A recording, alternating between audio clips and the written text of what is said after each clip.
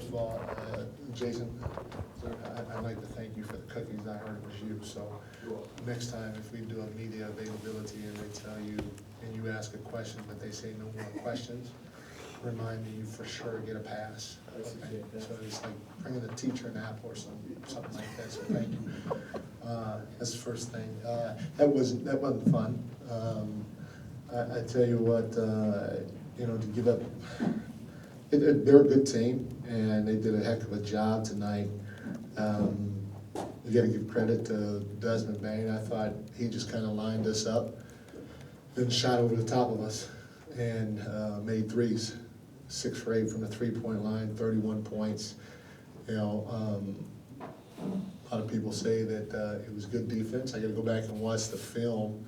A guy like that, you have to make him drive. You can't give him space even if he drives at you hard, because that's what he's trying to do. He's trying to drive at you hard and create space for his step back, and so you almost just gotta stay on his hip and ride him to the rim and rely on your help to come across and trap the box and see if you can get a stop at the rim by boxing out. So we obviously didn't do a good job on him. You live with what you get from Morant tonight. But then their bench, their bench came in and really kicked our behind. And we gave up middle drive after middle drive after middle drive.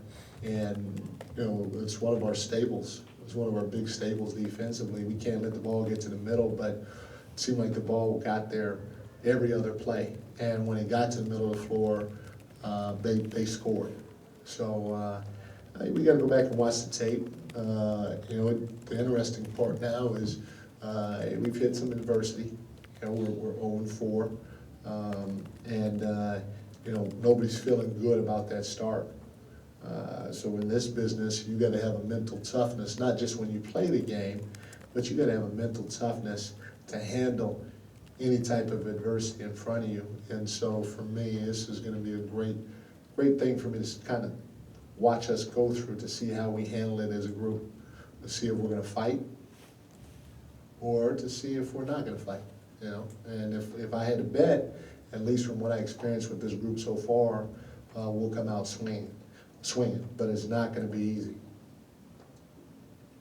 Coach, first off, I guess, do you have an update on Kevin Herter by chance? No, I haven't talked to our trainers. You don't know what he was. What's that? You don't know what he was bothered by or anything? I think it was his shoulder. His what? His wrist. Yeah, thank you, Chris. Shannon knows. And just how much do you feel like some of your guys might be just pressing? Obviously the pressure of getting that first win, and obviously it's upper echelon of opposition, and you guys still figuring things out. Do you feel like some of that might be kind of snowballing a little bit? I don't think we're pressing, because usually when you press, it means you're flying around. And I got to go back and watch the film. I'm not sure how much flying around we were doing tonight. So I don't think we're pressing, but I got to go back and watch the film. Coach Brown, the bench only produced 5 points in that first half. I think they ended up with 25-26 for the whole game, thanks to Malik Monk. But I just want to, get your thoughts on, were you trying to, find some combination where you could get some offensive punch throughout the game from that second unit? Yeah, we're trying to do that. We're searching. I tried Mezzi tonight. I tried Chima tonight. We went with different things, but I'm more concerned. It is quote unquote the lack of scoring, but more so it's how easy their bench scored against us. I mean, if just looking at the box sheet, the kid Jake is 5 for 6, Tyus is 6 for 11, Brandon Clark 6 for 8. Right there, that's got to be 60-70% from their bench. And so if we can't score, which is going to happen at times in this league, we have to commit to playing defense. And we did not do a good job defensively with our second unit against theirs especially. Mike, I think I counted 12 guys who had played by halftime. Yeah.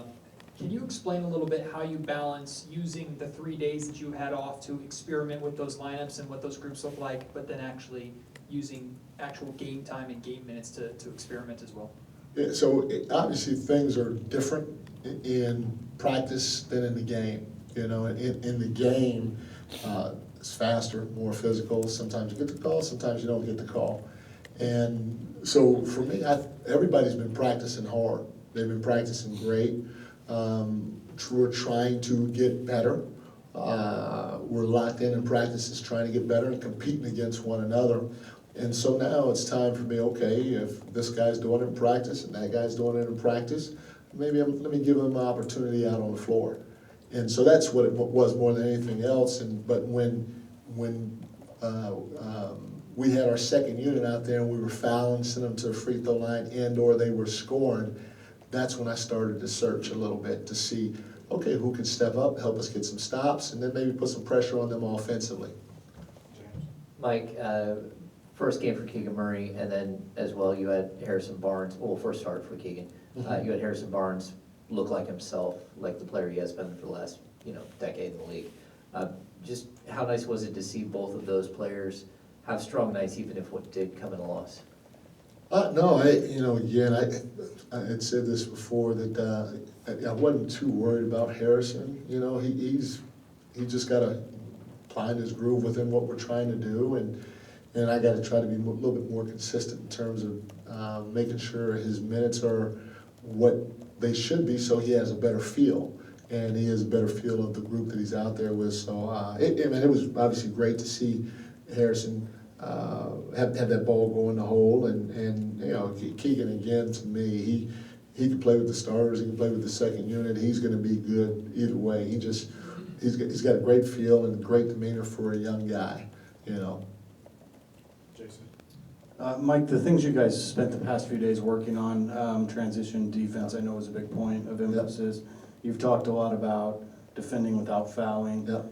Maybe you could even elaborate on some of the other focal points for us. But what's your assessment of how the guys responded to kind of some of those focal points over the last 3 days? I thought they were really good. I mean, they had 18 free throw attempts, which, we'll live with that. And then they had 12 fast break points.